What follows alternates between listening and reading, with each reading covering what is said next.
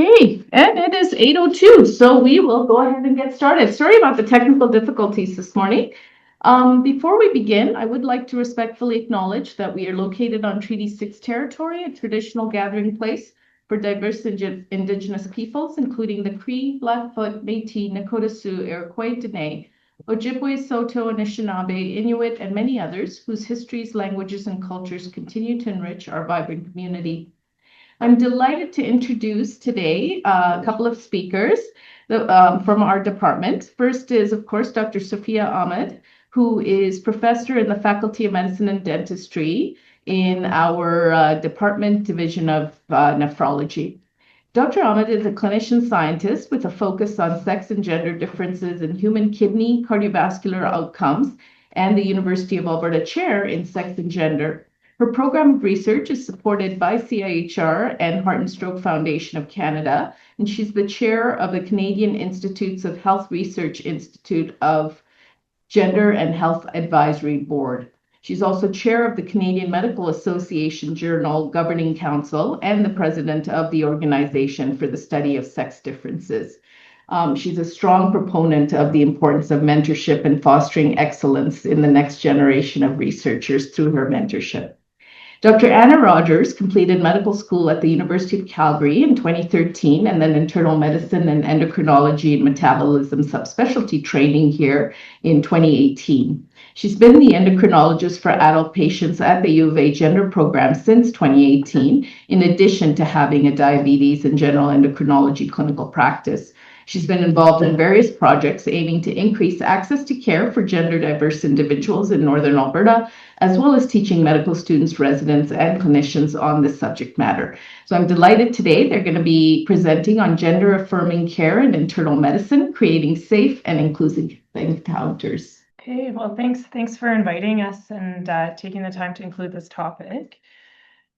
Okay, so the plan for today is going to be to understand what gender affirming and then transition related care entails, and then think about how you can create safe clinical spaces across all of our different specialties, and then highlight some of the current research projects that are ongoing here.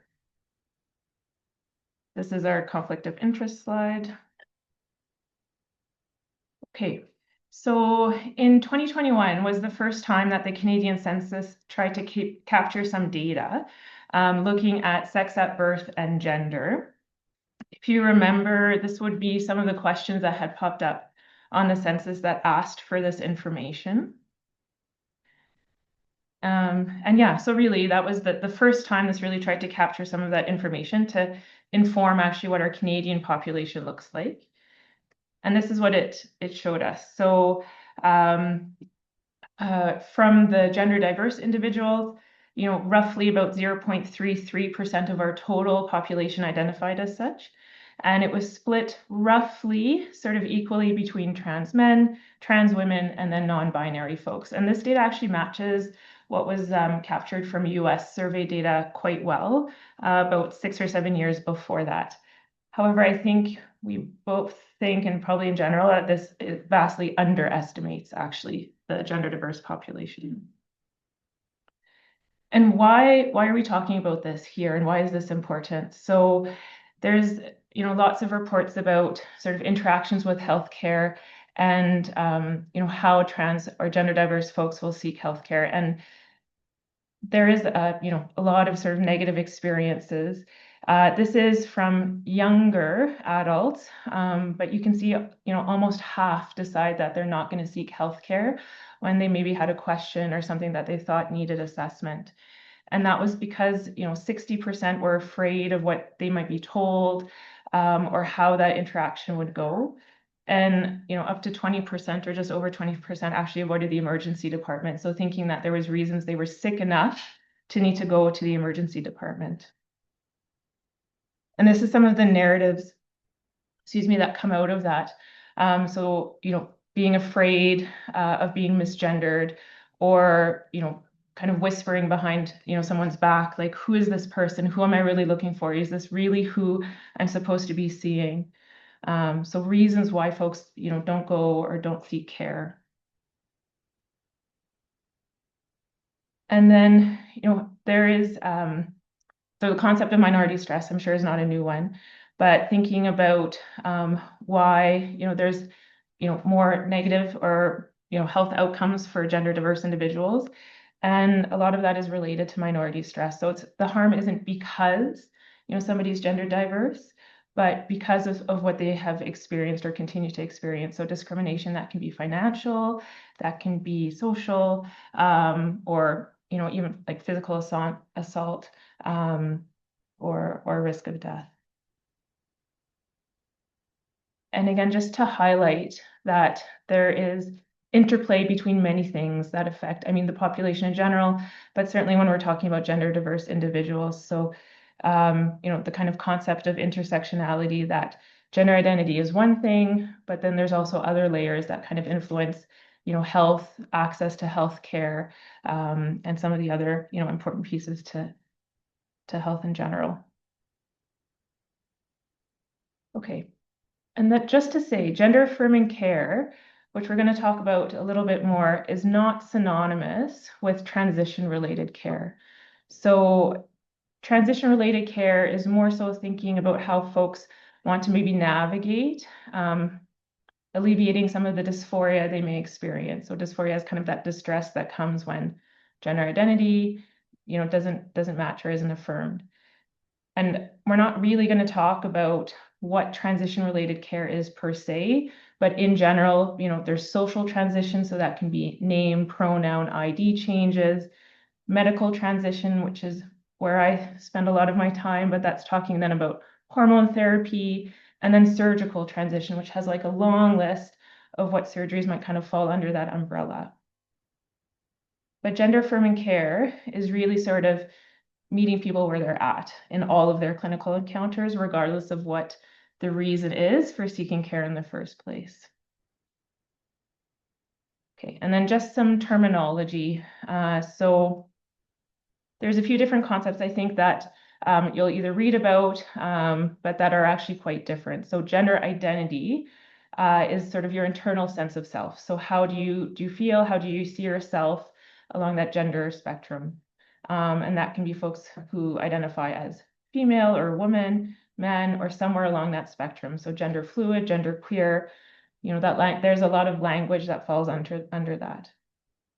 Sex then is talking about chromosomal or anatomic sex. So intersex is a term that's an older term. It's been replaced by, sort of sexual development. However, intersex still gets used a lot by folks in the community. And that though relates to or refers to sort of chromosomal differences. Gender expression is how someone presents themselves. And so that can be through clothing or makeup or, any of those things about how folks kind of perceive you or perceive themselves. And that can align with someone's gender, or it can be very different. So, or folks that kind of, present themselves as androgynous. And then sexual orientation, again, completely different concept. That's who you're attracted to. And again, there's lots of terms in there, but you might hear or talk or, hear people say, they're bisexual, asexual, pansexual. And again, that's very different than when we're talking about gender identity. And then some of the terminology. So cisgender, refers to folks where their sex assigned at birth matches or is similar to their gender identity. Transgender is when sex assigned at birth is different, right? So it doesn't align with gender identity. Non-binary is for folks who don't clearly identify either as male or female, somewhere along that spectrum. And gender fluid is similar in the sense that for some folks, their gender identity actually shifts a little bit, or might vary over time. And then agender, genderqueer, gender nonconforming, those are all different, different languages or different words that really you can ask the person who uses them exactly what they mean. But again, just knowing that there's differences, it's not clearly just cisgender or transgender. And then two-spirit. So this is a relatively new term, okay? So kind of came up in the 1990s. and it's specific or refers specifically to Indigenous folks. And it sort of, encompasses or refers to someone who embodies both like a masculine or a feminine spirit, but it can also refer to gender, sexual, spiritual identity. And actually, a lot of Indigenous communities had many words, hundreds of years ago that referred to this concept. So you'll hear this, but this is really a word that's specific to Indigenous folks. Then in terms of thinking about how you can make some of your clinical encounters affirming. So clinic space, right? So thinking about how somebody first walks in, what do they see? So, a sticker can actually be incredibly helpful, or, some kind of mobile allyship. So I don't often actually wear my name tag, but just to show, you can get little pins, you can get a pronoun pin, which automatically, without you needing to say anything, folks are kind of already recognizing that you are probably a safe person for them, right? Thinking about how your office staff is going to interact when somebody walks in the first time. Do you have an idea of how they can phrase or how they can ask for an ID, or how to match up information on the medical record in front of them? Think through what's on the walls, right? Or if you have pamphlets that you're presenting to folks, is there a way maybe that they could be more gender neutral? So thinking about, contraception info often is very pink. There's lots of pictures of, yeah, female presenting folks on there. So just thinking, okay, is there a way that you can maybe modify that a little bit? And then if at all possible, gender neutral bathrooms, right? Okay, and then some of the language.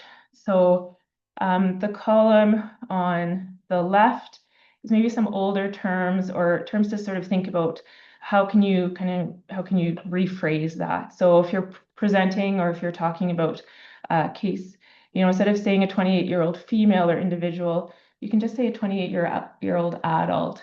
And then the information will be, that's relevant potentially to either their sex assigned at birth or their gender identity will come out as you describe it. Male to female, female to male is old terminology. So really thinking about using assigned male at birth. So referring to sex assigned at birth. Preferred names, really you're talking about affirm. So you're again respecting sort of seeing somebody in front of you. Transgender, two-spirited, so with an ed at the end sort of implies something has happened to them. Whereas really, this is who they are.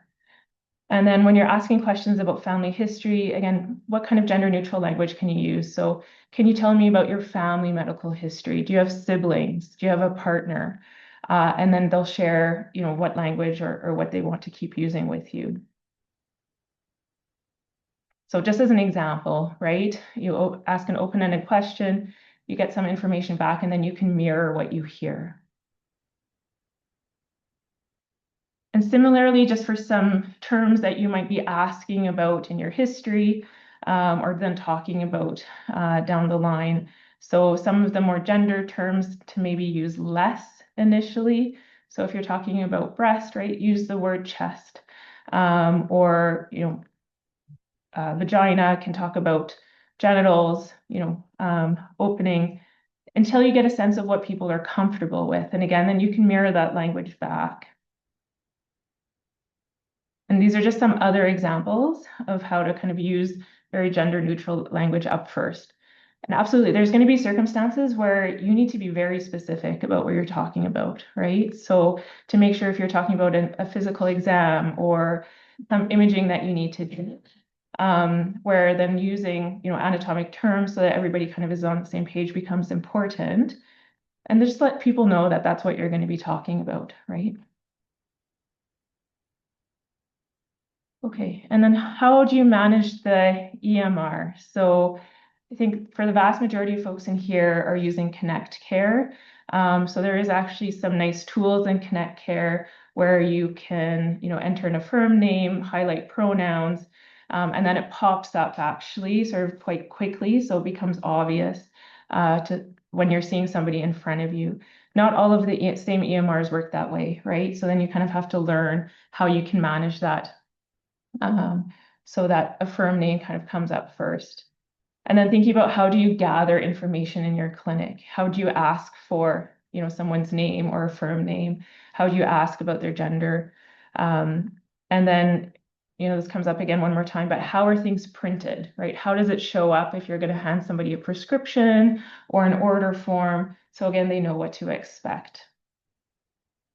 So yeah, so in Connect Care, if you look at like the demographics that pop up on ordering, if it's printed, there is a firmed name, and then underneath is legal name. So if folks have to show their ID, then, and it hasn't changed, then legal name will also be on the form. It also has a legal gender and an affirmed gender. So depending if things haven't changed yet on their ID. And often I'll show this to folks, they're not surprised, right? That there's different names or something different that's listed on there. And then if you're imaging, if you're asking for some imaging that's maybe specific to the lower abdomen or pelvis, just think about how that's going to look on the form when you hand it to someone, just so again, they're ready, that it might actually say, uterus or no uterus or whatever you're asking for.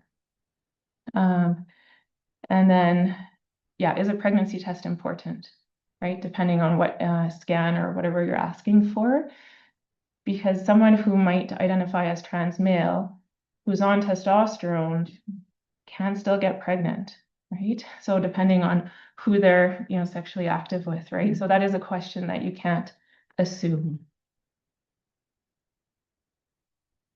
And then I think just thinking about your conversations and interactions with your staff or with colleagues. So just be consistent, right? So even when the patient's not around or when you think they can't hear them, use affirm names, use the pronouns that they had requested.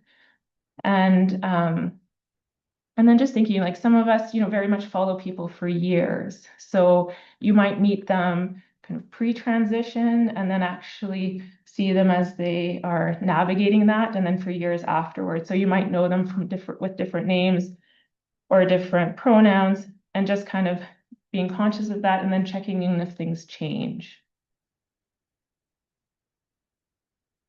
And then just thinking about how you can create an inclusive space for colleagues, right? So there might be folks that you're working with who, again, name or pronoun may change as you know them, or, may you might meet them already with their firm name and pronouns, but maybe others don't know that yet, right? So think about how you can be an ally for them. Although checking in with them first, right? If they want you to step in and potentially correct, and be consistent, right? So if you're chatting with someone, you hear them talking about a colleague using not their correct pronouns, just say, oh, that's she. Yeah, okay, she, right? And just kind of reinforcing that.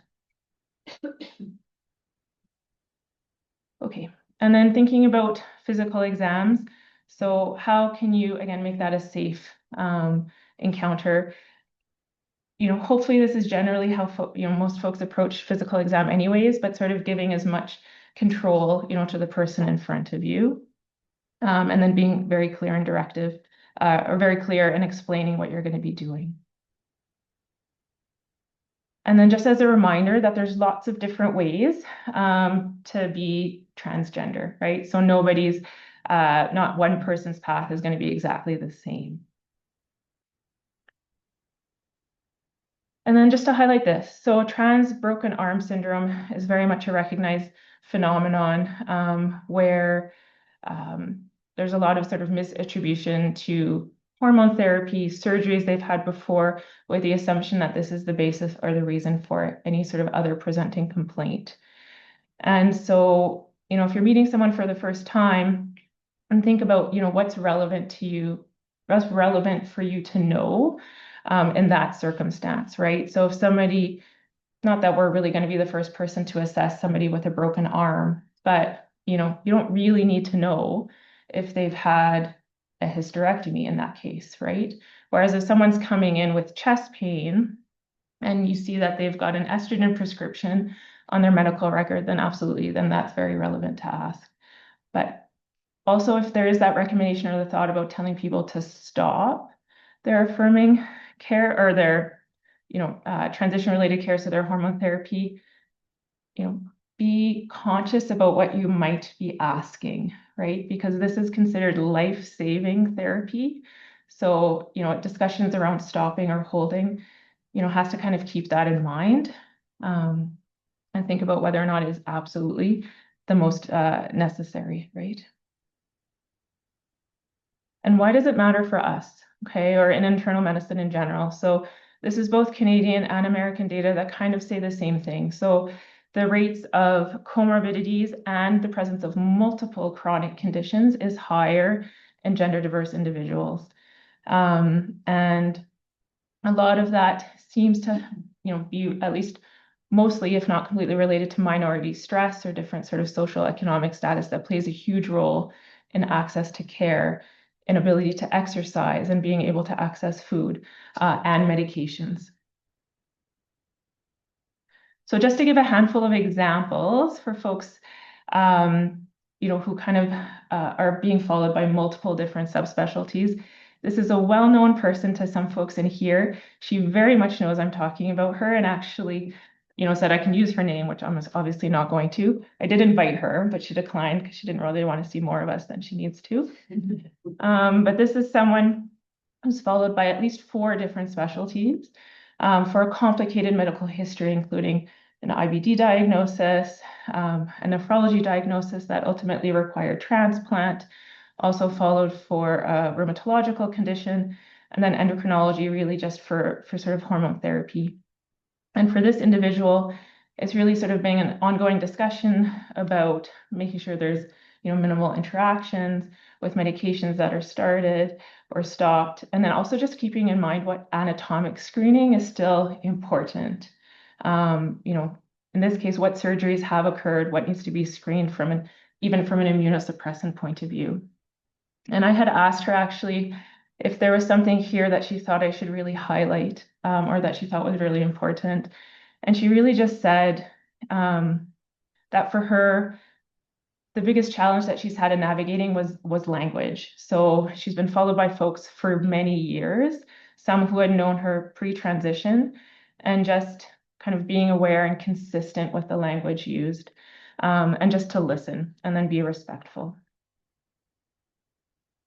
All right, this is sort of a second case. This is a bit of an amalgamation of a couple of patients, but this has been a challenge.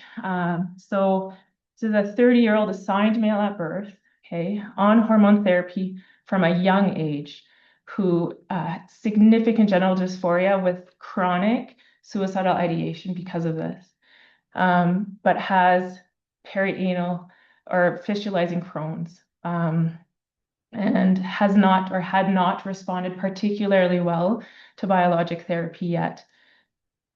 And then in discussion with Montreal, so in Alberta, residents go to Montreal for vaginoplasty surgery. And, their kind of thought was, well, we actually really don't know what the risks or the outcomes can be with this surgery if someone comes in with active Crohn's, but probably they can fistulize into the neovagina. So then, that surgery, which already has a relatively high risk of complications, becomes even more complicated that way. So for this individual, and there's a couple of others that are kind of coming up into this sort of same space,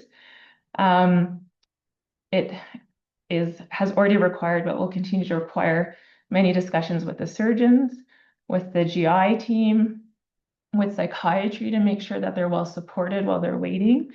So just to kind of say, actually, this requires like collaboration and discussion between lots of different folks. And then aging. So I brought this in because I haven't really had to navigate this as much yet, but this is Canadian data to show a survey data predominantly from Eastern Canada, but where they actually captured about 250 folks over the age of 50, and 31 of them were over the age of 65. So how do these folks who are either identify as trans or non-binary, how do they see themselves aging, right? What does that look like for them? And the vast majority felt that aging in place was going to be really important, recognizing that that may not always be an option. And then of those, though, half were quite quite nervous or worried about being in a long-term care facility, how that would look for them. And then, 60% anticipated being discriminated against, right? So again, sort of reinforcing what that earlier, data has showed in younger adults. And I think the bottom half here is actually really important. So of those 250, half were not in a relationship. So when you think about caregiving, as folks get older, it's often a partner or spouse. And then a good portion of these folks were not out to family, right? So didn't necessarily have children or parents or whoever that, they could rely or ask for help. And a lot of folks avoid public spaces, so don't take public transit or don't go out for fear or hesitancy about using washrooms, which means they're also more socially isolated. So when you think about, as you get older, what's important in being or sort of maintaining health, a lot of that is interacting and being active. And this is, a group of folks who aren't engaging with that as much. And I think just to introduce here the idea that chosen family is really important. So this might be conversations for folks if they're admitted, or if you happen to see them in their clinic when they're thinking about their power of attorney, like how do they actually phrase that? Not automatically looking for, a family member being a next of kin. Okay, and I am almost done. So just to say that language matters, consistency matters. That's probably the most important takeaway here is listening to the person in front of you and then learning from them, but also knowing that mistakes happen. So don't be afraid to try, right? And everybody I've ever asked or who we've interacted with about these types of presentations, absolutely. They know that you're going to make a mistake. They really just want you to say, oh, okay, I'm sorry, and then move on. So don't spend 5 minutes apologizing because then it becomes their job to make you feel better, right? So just say, I'm sorry, keep going, and then learn, right? Okay.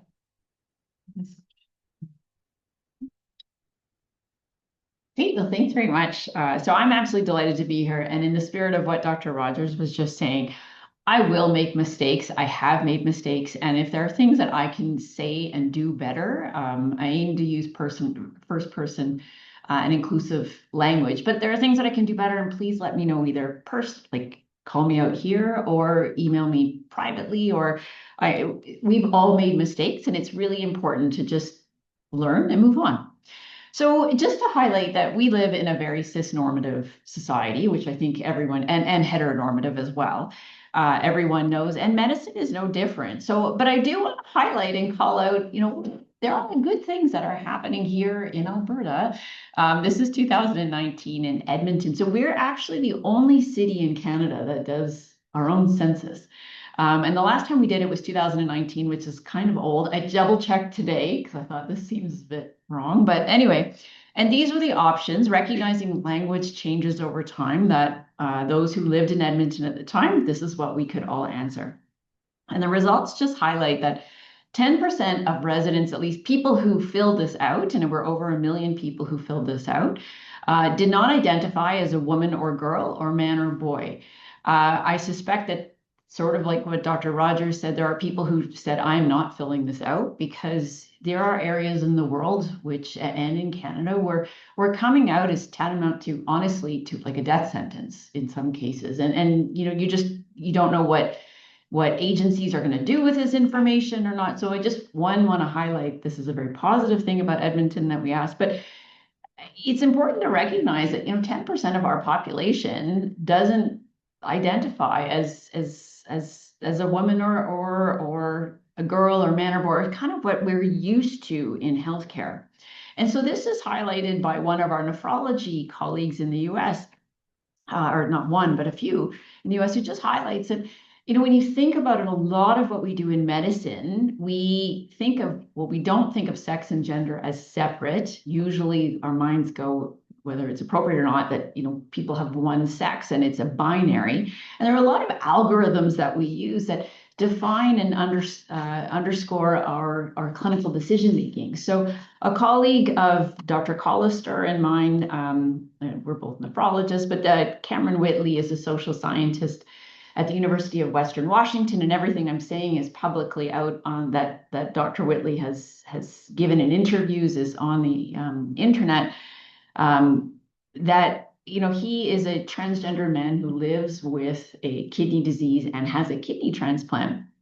And he documented his own experience navigating the healthcare system as a person living with a chronic condition who ultimately did receive a transplant as a case report, just to illustrate what Dr. Rogers was saying, that a lot of our patients navigate on a daily basis. And this is someone who actually accessed the healthcare system to start off with.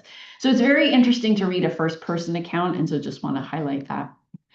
Dr. Collister has done a lot of great work about specifically with kidney disease and how we can provide care.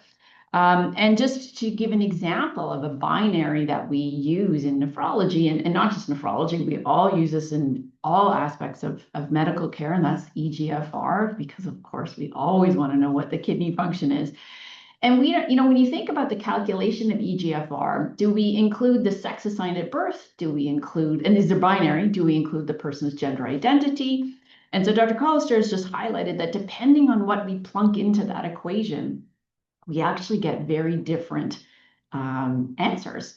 And this can, particularly at more, I'll say, normal stages of kidney disease, but it just illustrates that this is baked into our medical system and how we do things. And it does influence, in the case of Dr. Whitley, like whether we refer to nephrology, what kind of dosing we give for medications. Do we, are they approved for diagnostic imaging? Do they get referred for transplant, initiation of dialysis? These are just some examples of how not taking into account a person's, well, we don't know if it's sex assigned at birth or gender identity.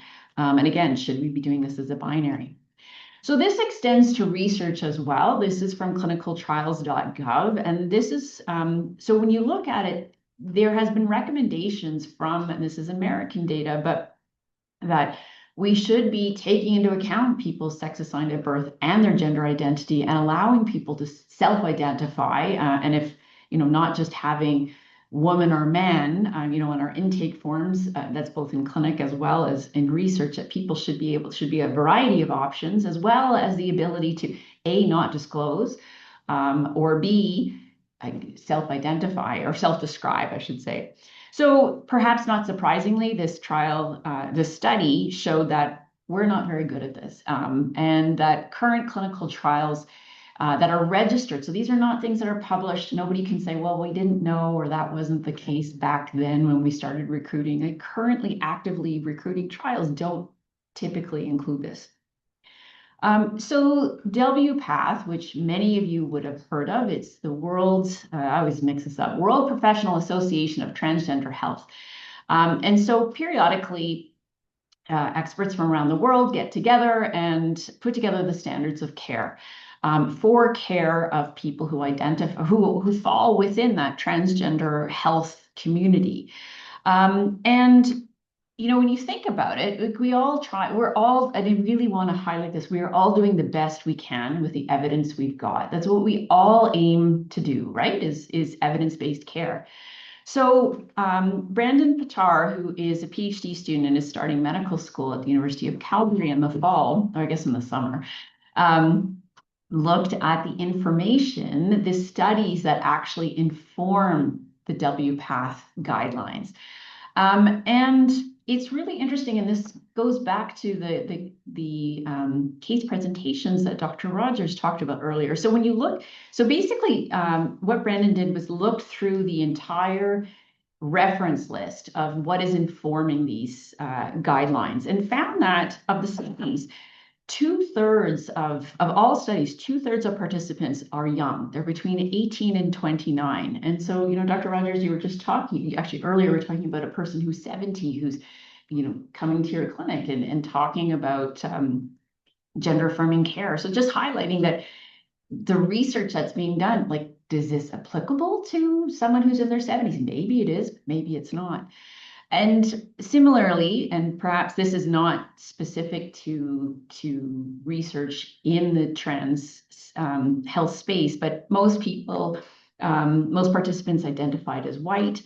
And this is perhaps one of the more shocking, but 2/3 of the studies included people who were transgender and gender diverse, but 1/3 of the studies were people who were presumably cisgender. It just wasn't captured. So when you think about that, we're extrapolating data from research that doesn't include the patients we see in front of us.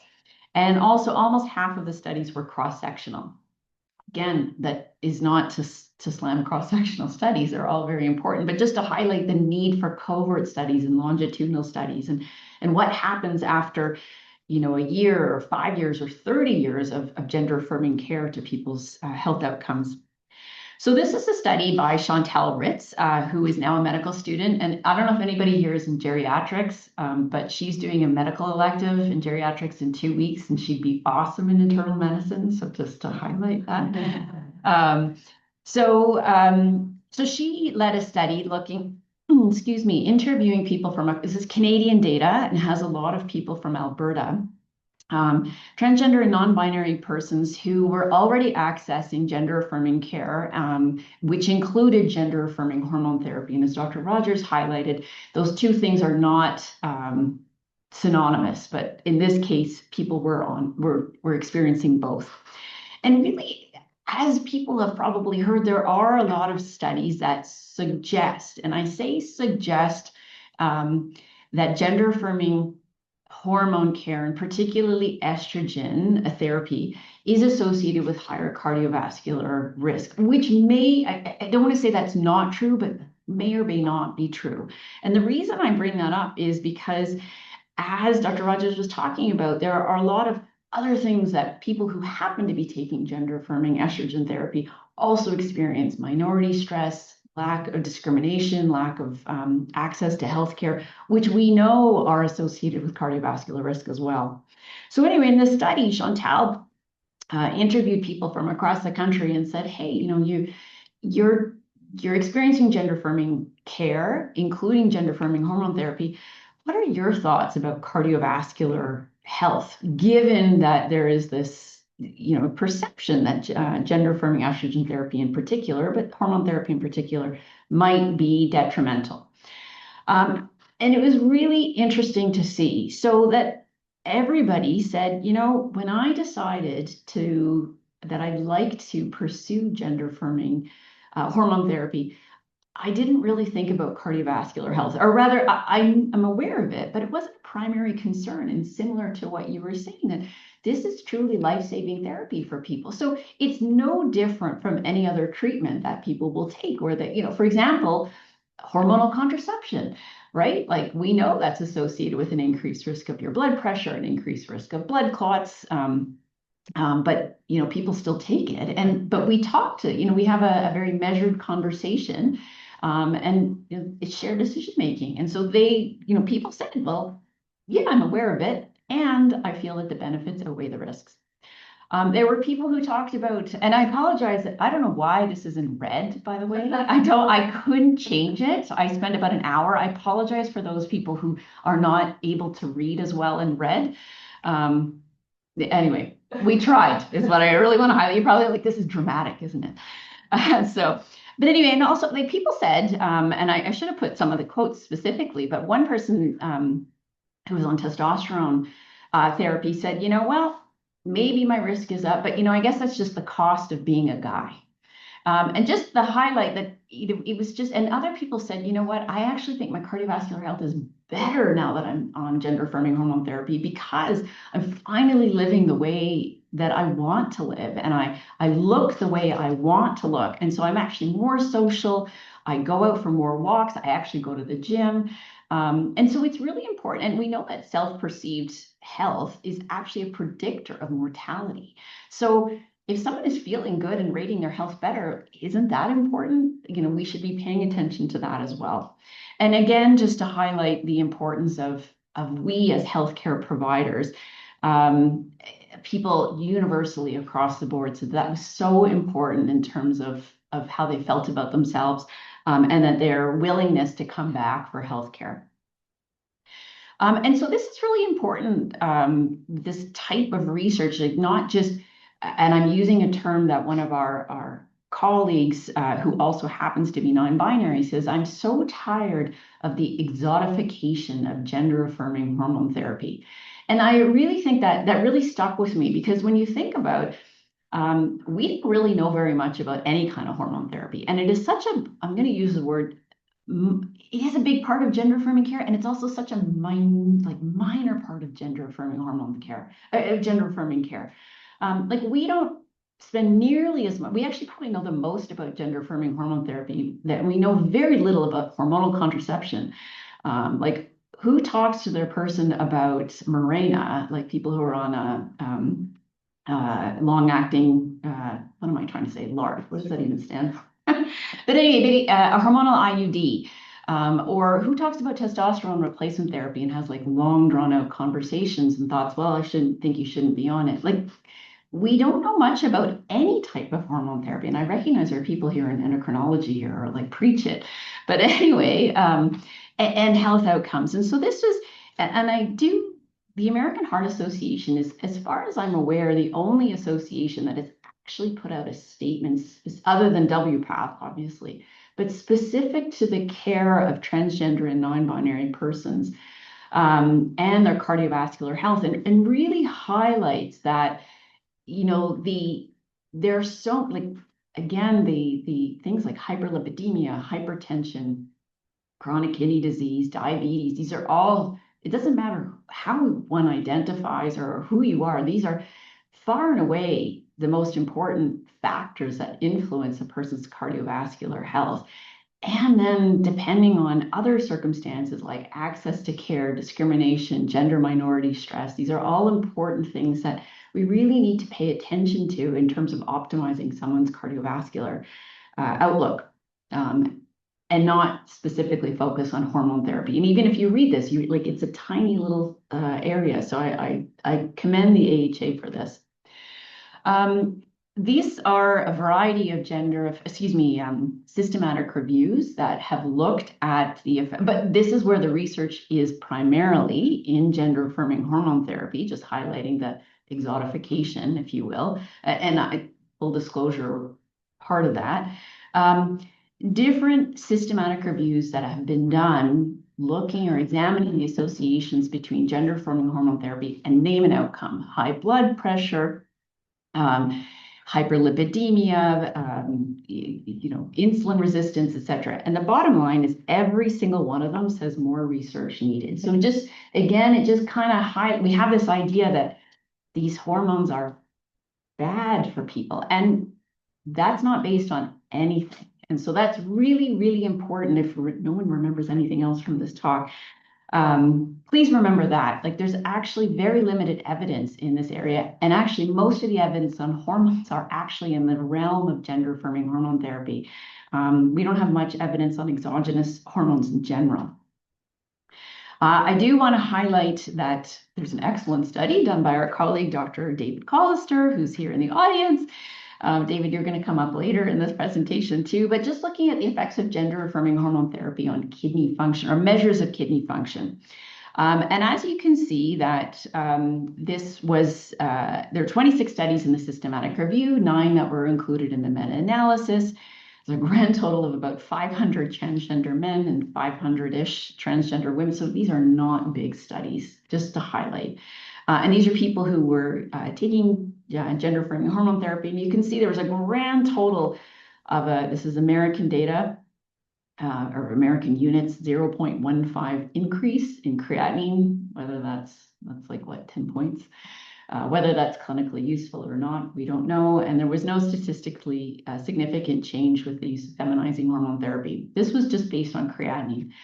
We also know that testosterone increases your muscle mass, which also increases your creatinine. So maybe that's where it comes from. But there are absolutely no studies that reported on anything else. There have been a few studies since then that have suggested an increase in cystatin C as well as creatinine with use of testosterone therapy. But whether that's, these are all surrogate markers of kidney function, and whether that reflects measured GFR or true, which is close to true GFR, we don't know. And so Keila Torino Miranda, who was a grad student here in Alberta and now has moved to McGill and is doing her PhD there, did a study in our lab looking at measured GFR, so using iohexol clearance in transgender and gender diverse adults using gender affirming hormone therapy to see if, how well these equations that we use, remember we talked about EGFR, how well they work in people who don't fit that,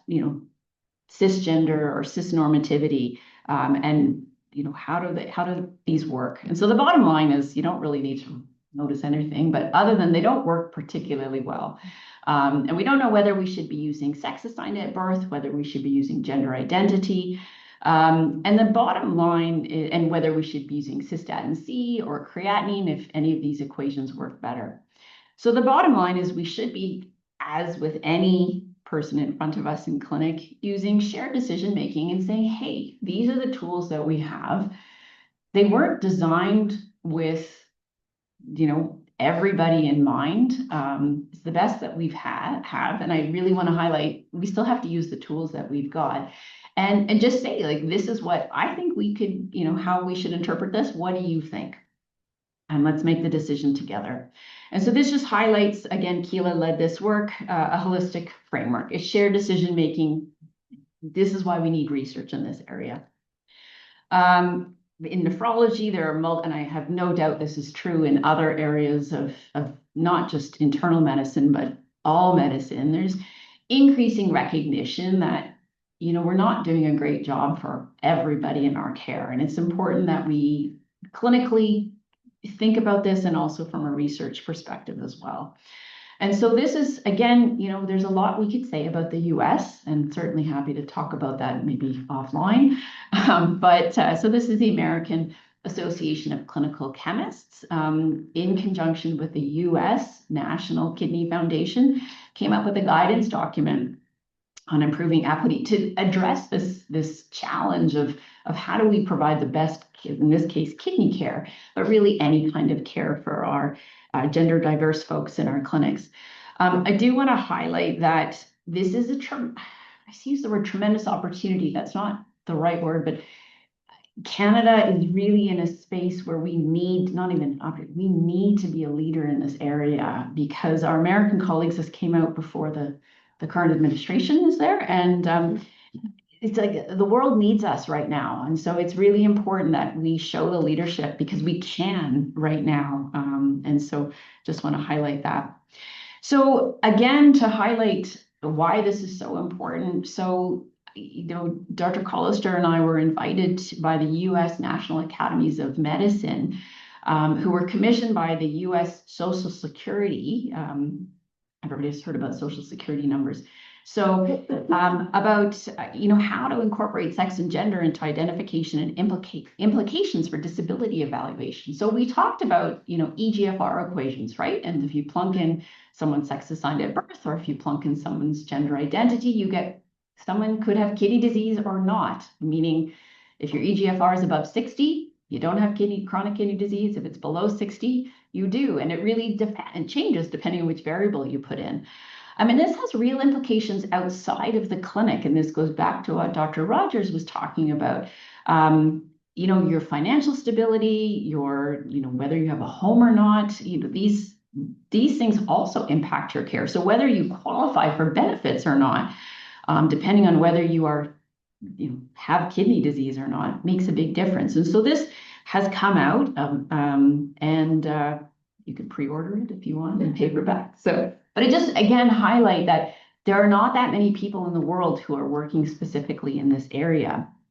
And so this is why it's so important. Again, back to Chantal, our geriatric colleague, she's amazing, put together this framework for the inclusion of transgender and non-binary individuals in research. And it's cardiovascular research, but it really could be all research. And the first thing is just to recognize the cisnormativity in the literature. And then, this is supposed to highlight that this is an ongoing process, right? Like, it's not like it's a linear path. Like, okay, we start here, we end up here. Like, we're constantly learning. Like, this framework is probably outdated now because it's 3 years old. And not probably, it is for sure. But just to highlight that we're all learning and we just keep going. These are other frameworks that exist There are lots of research ideas, and just to highlight that there are the ongoing change of language and what is the norm, if you will, is always changing. So this is from JAMA, and I want to highlight this came out in August of 2024. So this is draft guidance on reporting gender, sex, and gender identity, sexual orientation, age, like how we should be capturing this in our medical records, especially in the age of AI, right? Where, it will be easy to do research projects that actually just scan our charts and say, hey, this many people with X condition identified this way or have this type of role in society, etc. So this is a call for review and comment, but what's really interesting, and again, this is the AMA, so this is me totally speculating, but their final guidance hasn't come out as yet. At least I couldn't find it online. So, things are changing in the world. And again, just highlight the importance of Canadian research. I did have a slide that obviously somehow didn't make it. There's a picture of Dr. Collister as well as CIHR, just to highlight a study that's ongoing here at the U of A and funded by CIHR. Called GAT Kidney, and basically gender affirming hormone therapy and the effect of gender affirming hormone therapy on measures of kidney function. And so it's actively recruiting right now. Dr. Rogers is one of the major people who has found and referred participants for this study. Just highlighting people before they initiate gender affirming hormone therapy, let's measure what their actual GFR is, and then after a year, and then hopefully we'll get funding that we can continue this. This is something that we're actively applying as a group to CIHR here at U of A. So just we really need your help. This is to highlight. Just thank you to everybody, and these are we are. Dr. Rogers, Dr. Collister, and I worked closely together, and there are many others across the province. I want to highlight specifically the importance of partnering with persons with lived experience in communities. So Skipping Stone is a community organization that serves transgender and gender diverse persons and their families in Calgary. They're based in Calgary, but they serve all of Alberta, and they have been a wonderful part and an integral part of our research that we aim to answer the questions that people with living experience, want us to address, and that's so important. So with that, I will end and pass it over back to Dr. Kassam. So thank you very much.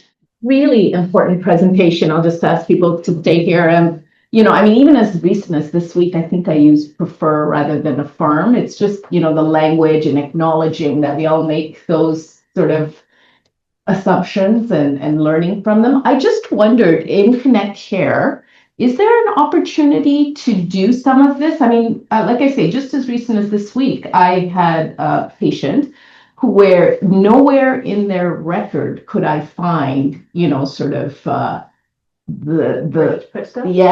to put it. And I don't know if you can comment on that. Sure.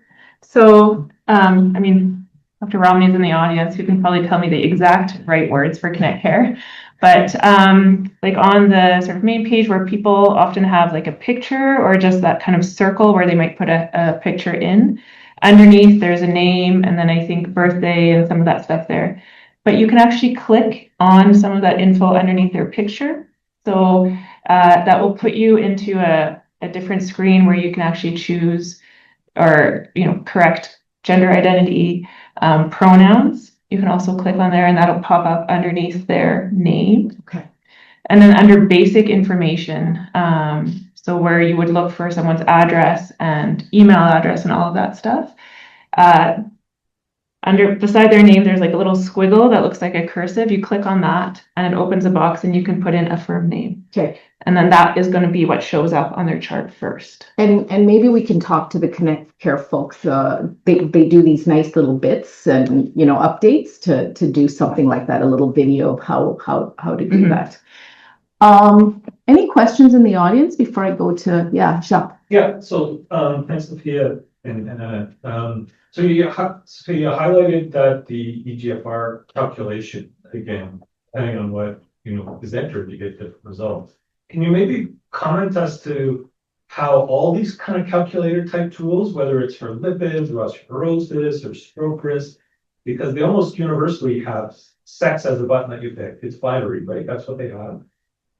How should we use those, right? So, with younger individuals, chronic conditions might not matter as much, but the population is getting older. And we use these tools all the time to make clinical decisions. Right? They lead us astray. So absolutely. So Dr. Romney just asked a question that, we used in this presentation, EGFR, as an example of an equation that uses sex as a binary variable, or maybe it's gender. Like, who knows? Like, when I've actually spoken to Dr. Leslie Inker, who is the author of, originator, if you will, of the EGFR. And she said, well, we just use what is in the studies, that what was captured in the studies to inform the derivation and validation of this equation. So the bottom line is, I don't know. It is a really hard question. So there's so many examples of other equations, like whether someone gets admitted or not. Do they have an MI? Do they have a PE? Do they have, you think of your specialty, and you can think of risk calculators. And there's actually a study that I'm hoping will come out soon. So Dr. Carl Streed is a primary care physician who really he's actually the author of the AHA statement on transgender and gender diverse persons in cardiovascular health.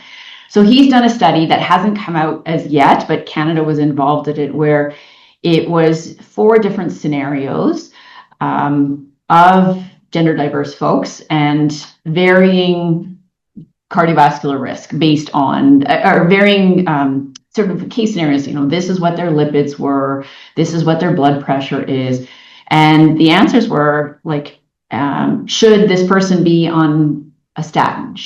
Or the questions, should this person be on a statin? What is the blood pressure target for this person, et cetera, et cetera, et cetera. And I'm interested to see what the results are going to be, because to your point exactly, these equations they don't take into account gender diversity. So I think this just goes back to the importance of shared decision making and communicate. I mean, one of the most powerful things we can say as healthcare providers is, I don't know, right? And so I think it's important to say that to the people we care for, and say, and let's make a decision together based on the best possible evidence that we can discuss. So that was a non-answer to an excellent question. And I hope in this time next year, or maybe 5 years, we'll have better answers. Thank you. Just really quick, since we have time, there was an interesting question. So, historically in our medical sort of construct, we tended to call people Mr. or Mrs. or whatever, and somebody online just sort of mentioned that they've now started using first names instead of the Mr. or Mrs. or Ms. or whatever. I know how many times I've been corrected. Do you have any thoughts about that, since you've come across this quite a bit? I mean, to be honest, I've only ever used first names. So I kind of skipped that whole part. Because just thinking about how I want to be addressed, I'd much rather be addressed by my first name than by, whatever else. So I think that makes sense to use first name. Yeah. And I'm just going to quickly go back to your question, Jacques, just from a practical standpoint for like risk assessment.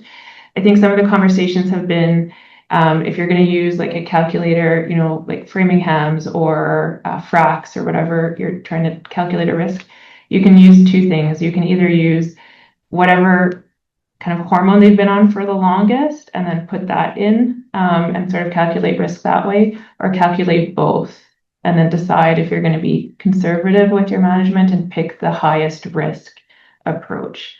So that's kind of what I've been doing with, just from a practical standpoint. Yeah. Okay, so on behalf of the department, thank you both. Really important topic, and thanks for the update. I'm sure this conversation will continue on in multiple forums. So thank you. Have a wonderful weekend, everybody.